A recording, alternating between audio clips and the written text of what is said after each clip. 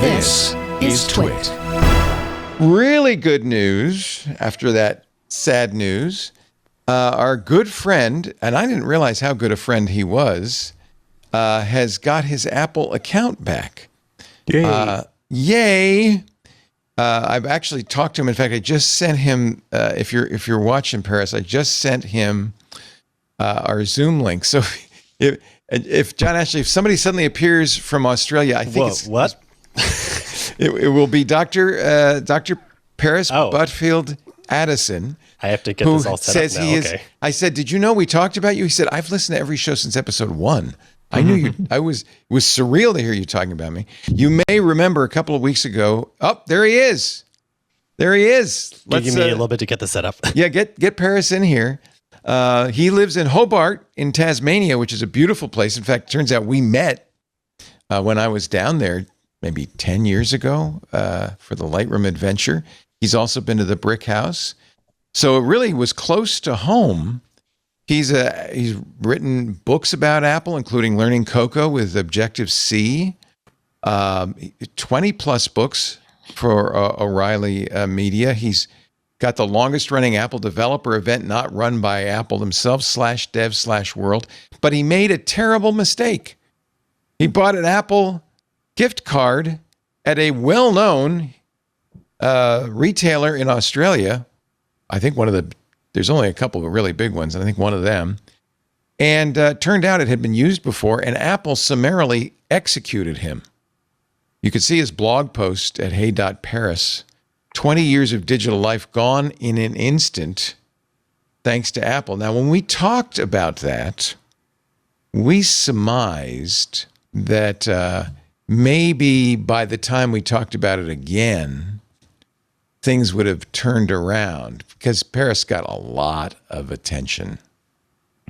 Dr. Buttfield-Addison, welcome to MacBreak Weekly. It's great to see you, and we're so happy. Hello, so am I. It's fantastic I bet you are. To be here. What was what was the consequence of losing your Apple account? Oh my God.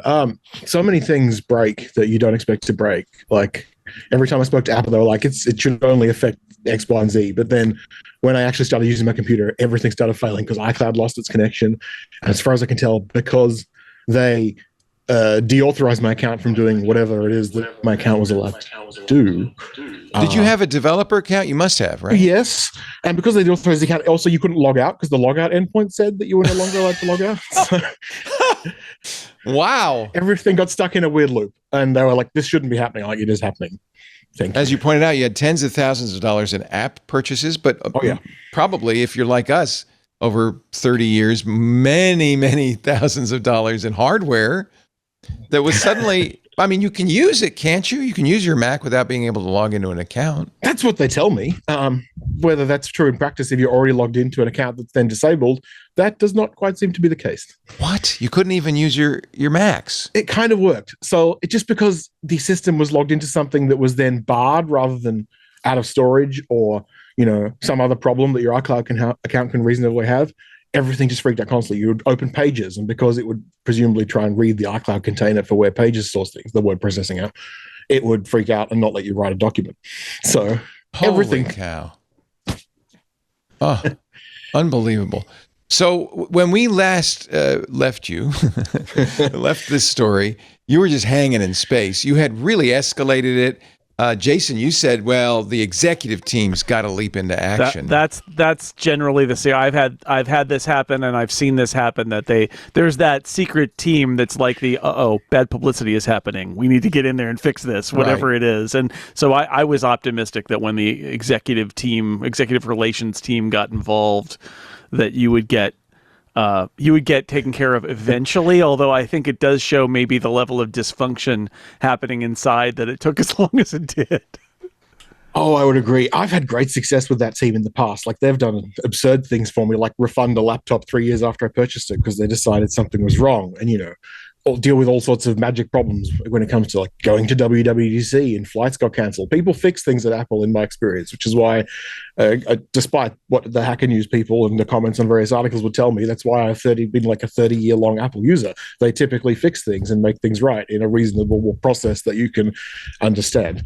So this was my first experience where the initial contact with executive relations, which is not necessarily the easiest to get in contact with to begin with, unless you know that they exist, wasn't successful. You knew enough to escalate yeah, all the way to executive. I'd say also once this became a story and got passed around, that is when executive relations finds you. Yeah. Right? Seriously. Right. And I hated having to do that because it felt like, this is such a foolish thing to have to escalate and waste somebody's time for. But your blog post of 10 days ago has the best meme of Darth Tim Apple. I am altering the terms. Pray I don't alter them any further. Yeah, look, a friend of mine made that when I started talking about what had happened, like within the first 5 minutes of it happening on our friends group's Discord, and that was just the perfect image of the blog post. It's awesome. That was on the 13th. The Register covered it a couple of days later. We covered it a couple of days after that.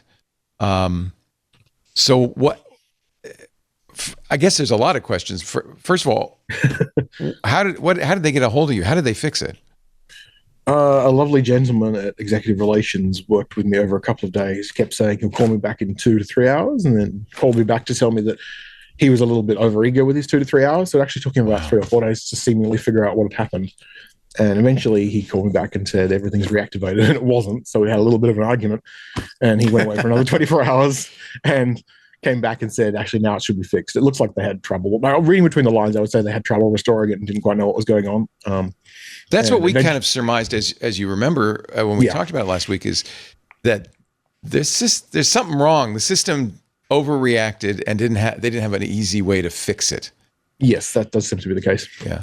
It's kind of amazing sometimes because this happens more frequently than you'd kind of like, that you get the sense, or even the company will actually outright state, we were not aware that such a thing was even possible, and we're as confused as you are at this point. This is not for lack of effort. This is for this is 1,000 people at the same time saying that, no. Let's get Dave. Dave must know. Dave must know. Somebody must know. And Dave doesn't know. Oh, it's called Teresa? Maybe Teresa knows?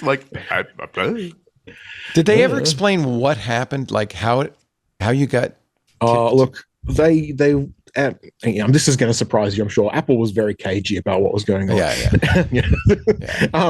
And didn't really want to admit anything or explain anything. And because I've been in orbit of this very strange company, as have you all, for many years, so I can kind of scry between the lines sometimes as to what's going on. And my analysis of reading between the lines of what was going on was that I bought a gift card that had presumably been part of some sort of gift card fraud where, people take it out at the shop, write down all the details, and then repeatedly try and activate it, which means they can catch it before you've activated it. So, when you check out with the receipt, that activates the card to be able to be activated. And then when you activate it again, it's fully activated and you've got the credit. So in between those last two activations, people steal gift cards and then use bots to spam Apple's activation servers so they can catch the moment when the card becomes usable and take the money before the person who actually purchased the card can redeem it. I've seen it happen to friends. I've heard about that happen many times. I think that's what happened here. And I think for whatever reason, it triggered a process on my account. It was like, this guy must have stolen the gift card. Mm-hmm.